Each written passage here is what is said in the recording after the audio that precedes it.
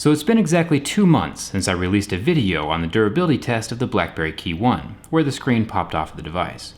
2 days after I made that video, BlackBerry issued a statement saying, "Our teams are actively examining additional adhesive measures that might further strengthen and eliminate any possibility of display separation occurring. If a customer does experience this, however, they're encouraged to contact us for a device warranty replacement." I think that's really cool of BlackBerry to issue a statement like that so soon after the issue presented itself. My screen wasn't the only one popping off, there was multiple before I even made my video.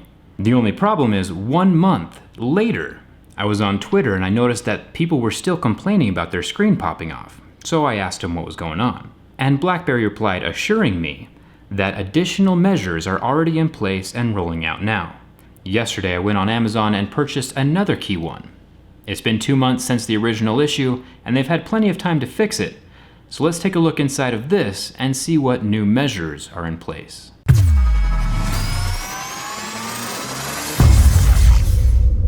Before I jump into the boxes, let's get a close-up look at the original screen that fell off my phone 2 months ago.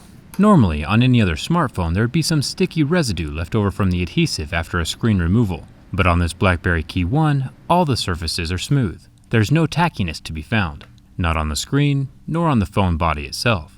Without any adhesive, the screen can fall away from the phone.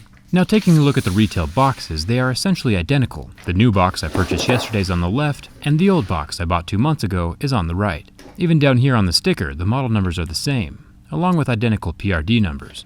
Usually if a physical change is made to a device, something will be added to the box to differentiate them, like the recalled Note 7s and that circular sticker that Samsung added to the barcodes. These boxes look the same though.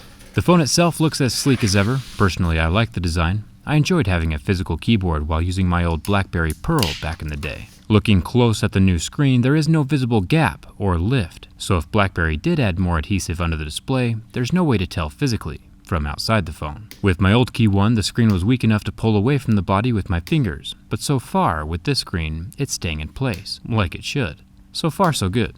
We'll jump right into the bin test, which is a pretty solid indicator of build quality. My hands placed below the screen should allow it free access to pop away from the device, if it's going to pop off at all. Surprising to me though, there is no screen failure. Honestly, I assumed that BlackBerry's initial response was corporate cover-up and damage control, but it looks like they actually did something to the screen to hold it in place better. There's only one way to find out for sure though, and that's by opening up the phone and taking a look from the inside. Remember, I purchased this phone myself. BlackBerry has not contacted me directly, outside of that one response on Twitter when they said they rolled out some physical updates. Now normally, to remove the screen of a phone you would turn it off and use heat to soften the adhesive, making it more pliable, and then separate the display from the body carefully with some pry tools.